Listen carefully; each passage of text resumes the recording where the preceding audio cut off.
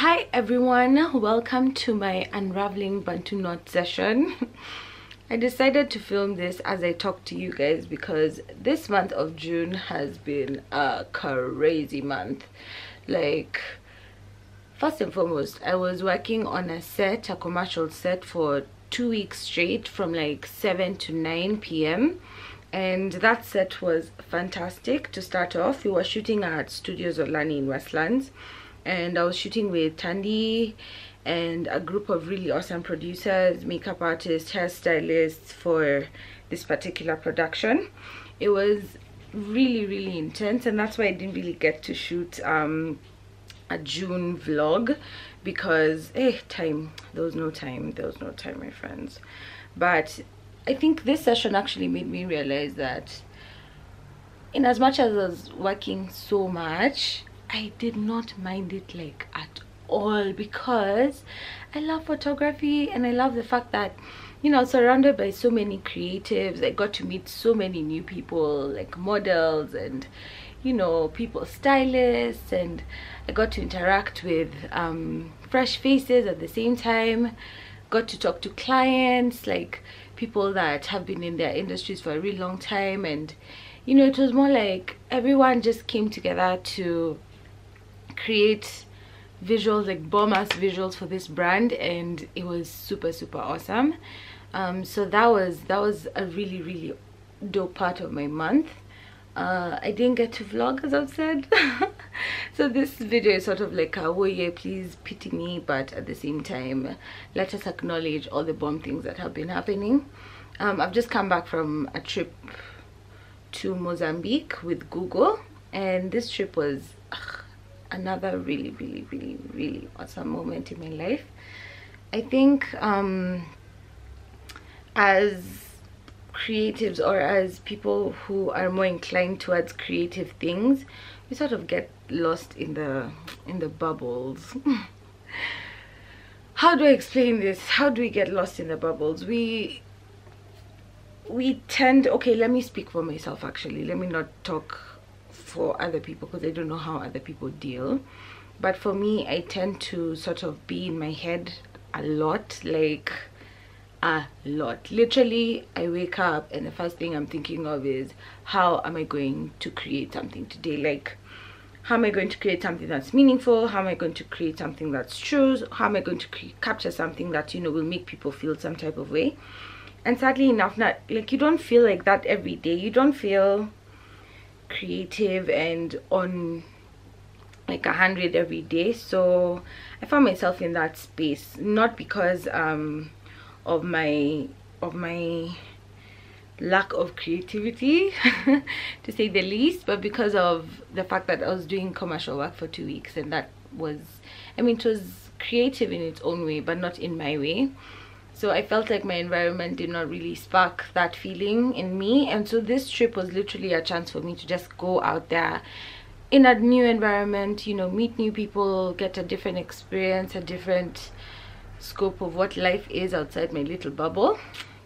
And it was so awesome. Oh my god, let me just start by saying that Maputo is like Mombasa reloaded. That place is so beautiful. It's like idyllic, very quiet, scenic, small. And then something that I really liked is the fact that every single like house or gate or accommodation gives off a vibe, like you know, the way in Nairobi, like all apartments kind of look the same, no shade, but yeah, all apartments, all buildings have just a similar vibe. There, as in, every single house was just giving me personality, giving me creativity, giving me, as in, I feel like if I was a photographer there, I'd be shooting every day in different environments. Maybe it's because I was a tourist looking at the place with tourist eyes, you know, maybe. But, you know, Google took us there and we got to experience the space using the Google apps. That's Google Photos, Google Maps, Google Translate. Oh, Translate was so important because Portuguese is you can't even guess what they're trying to tell you. There's no way. Anyway, so Maputo was really bomb. We got to tour the city, we got to shop in a really cute marketplace, and I got this book. Wait, I have to show you my book. I'll show you.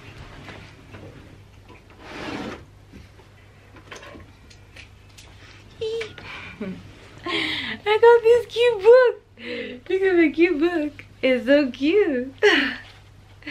This is my cute book from Mozambique. I love this fabric. And I got this pen. Okay, it's more like a statue thing, and you can easily replace it like with big pens or whatever. Guys, these are the things that jazz me. Let me show you the one I got from Nigeria. Look at my cute book from Nigeria. This is my cute book from Nigeria, aka my journal, where I write everything. Oh, the lighting is not working. But I write everything. Like, this is how I keep up with my emotions and my life. It's nice to write down what you're experiencing in life. I think I'll talk more about journaling in like, okay, let me not make any promises, but I will talk about journaling one day, because it's one of those things that has really helped me just keep my emotions in check. Hey guys, emotions, they're not funny and they're real, so you gotta acknowledge them. And it kind of helps you keep track of, you know, your triggers and the things that make you happy, the things that don't make you happy, so that you can sort of gauge like what to dive into and what to just like shoot to the side. The month of June was also the month where I discovered this book that literally just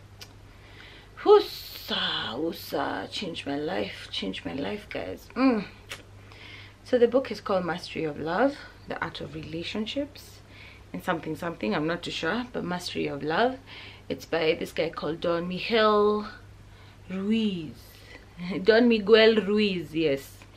So this guy is like a spiritual teacher of some sort. I think his lineage, he's from Mexico, and his lineage is from the Toltec Society. So apparently the Toltec Society was a community of artists and scientists and spiritual leaders who sort of figured out like what makes humans tick and what doesn't, and you know, like they just had a wealth of wisdom which they kept to themselves for a really long time. And this guy is a descendant of one of those masters. So he's written a book where he just sort of tries to explain why we do the things that we do, you know, what makes us human, the reason why, you know, fear sort of rules us, because the society has literally taught us how to be fearful, and you know, how we need to get out of that funk, and how we need to just live like life is for living. I know it's so simple to say, but really most of us are not living. Most of us are just existing and, you know, hoping that one day they'll be able to do what they need to do. But the truth is, guys, like there's no time.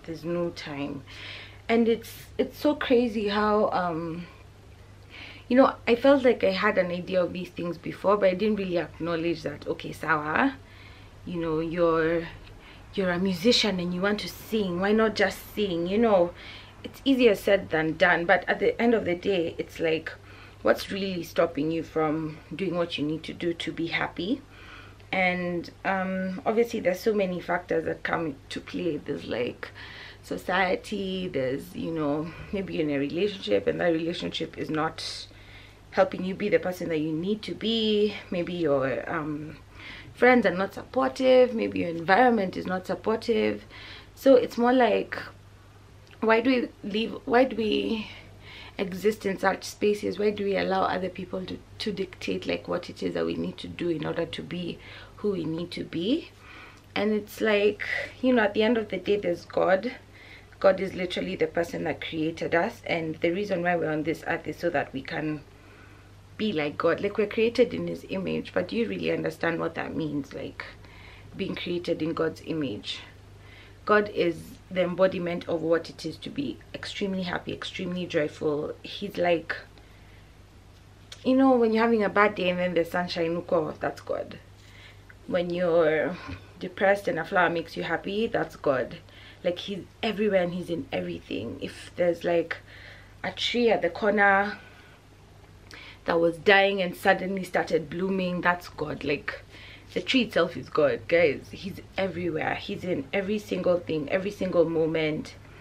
You know, when life is like really tough and there's nothing to turn to, like, God is the only thing you can turn to. He's the only, man, it's deep. Anyway, this book, man, I can't go on and on and on and on and on and on about it, but the one thing that truly stuck is that you are all you need to be. Like, who you are is all you need to be. And you know, sometimes we're just like, who am I? And yeah, like, to be honest, who are you? No one really knows who they are, but the point of life is to discover who you are and to live your life to like the best of your ability. Just literally doing you. Do you. And doing you is not just you know, waking up and putting lipstick because you put lipstick. Doing you is doing the things that you need to do in order to live your best life, in order to become the person that you know you can be. Because, you know, like for me, I'm always like, oh my god, I want to be a fashion photographer in New York. And I'm like, okay, I'm a photographer, let's just start there. I shoot fashion on occasion. I'm in Kenya, what's stopping me from going to New York? The first thing was that visa, and I was like, dude, you can get a visa. And I applied for a visa and I got it. The next thing is, what, you know, like, what am I going to do when I go to, like, there's so many questions, but the thing is, like, each step that you take will lead you to your ultimate goal. So I have many goals. This is not just one. I mean, I've just mentioned one, but the goals that I have are so many. And at the end of the day, I'm just like, if I'm not doing one thing each day to get me to that point, like, I'm wasting myself, Mazi. I can die tomorrow and then nothing, you know. That's the end of that. Maybe I'll come back as a mosquito, Lord knows. But just like every single day is a chance for you to just work towards what you need to be, man. Anyway, that book was everything, and I'd highly recommend it if you can. Right now I am removing these Bantu knots so that I can go to church, and then I want to go and check out the alchemist Kaz, my friend. She's the one that started the K1 flea market, and now she's like taken the brand to Alchemist. So I'm going to go and hang out with her and Kaluhi and Moha and a few of my friends from this collective we call Onja. It's a beautiful day, thank God. I feel like the weather in Nairobi has been a bit dodgy, so I'm so glad I've come back and the sun is out and my dress is popping. Yeah, steam flowers all day every day. So one of the things I realized that I really like are flowers, so I try to like surround myself with flowers as much as I can. So yeah, that's why I'm wearing this dress today. In case you haven't, please check out my blog, because I'm going to be posting so many pictures from my Mozambique trip. Like, all I was doing was just shooting and just like soaking in the goodness and vibes and all that. So yeah, make sure you subscribe to my newsletter so that you can get like updates every time I post. I traveled with two really awesome, fabulous ladies. That's Joy, Candy, and Sylvia. And something that I picked up from these two girls is like, just be fabulous, just be fabulous. Why not? Because I just absolutely loved the vibes of you know, the OOTDs that we had. So I did a shoot with both Sylvia and Joy, which will also be up on the blog. So yeah, you guys, please subscribe, I guess. I don't know how to end this. I'm still here trying to sort out my Bantu knot situation. But girl, oh my god, look at those curls. Although this one I think was too small, that's why the curls are so tight. But these knots were actually, yeah, this one was tied too tight. Anyway, it's fine, I'll make it work. These knots were done at a salon in Kilimani called Mystique Beauty Lounge. So the reason why I went to a salon to do knots is because the last time I did Bantu knots, my god, I think I did them for like 4 hours plus. It was not a vibe, and I was so tired by the end of it. I was like, how the hell do people do this? Come on. So I got them done for the trip, and I was rocking Bantu knots the whole time during the trip. And now I'm actually removing them because one unraveled and it couldn't go back. So I was just like, let's just remove these things. The lipstick that I have is MAC Retro Matte Liquid Lip Color, Dance With Me. I got it for for myself because I've been looking for a red lip that suits my skin tone. For some reason, these red lips that, I mean the red lipsticks that have like a brown orange tone to them don't really suit me. It doesn't even pop. It didn't do anything. So with this, I feel hella fabulous. And it's the type of lip color that makes people ask, so what do you have on your lips? And I love it. I always like feeling like I'm an expert in something. So if it's lips, you know. So right now I'm just trying to, okay, I still have some thread in my hair. Okay. I'm trying to unravel the knots so that they look presentable and cute.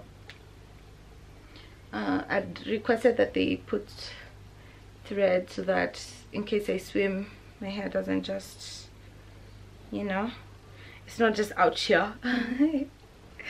Oh wow, another thing that I think I should leave you guys with is the fact that loving yourself is literally your highest calling.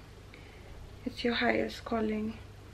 And if you ever feel like someone's making you, not even someone, you are not like just manifesting that every single day, work towards it, because it's not easy. It's not like you just wake up and you're like, wow, I love myself so much. Nah, it's an everyday goal, something you need to do all day, every day. And loving yourself just means doing things that makes you happy. Anything that makes you happy, anything that makes you feel like, wow, that was dope. So for me, some of the things that make me happy are ribs. Yeah, we're going to start with the basics. I'm not gonna go into like yoga manenos.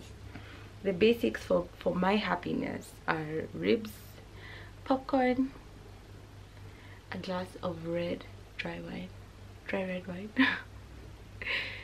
What else makes me happy? Oh, nature, like just going to Karura and just chilling and not doing anything.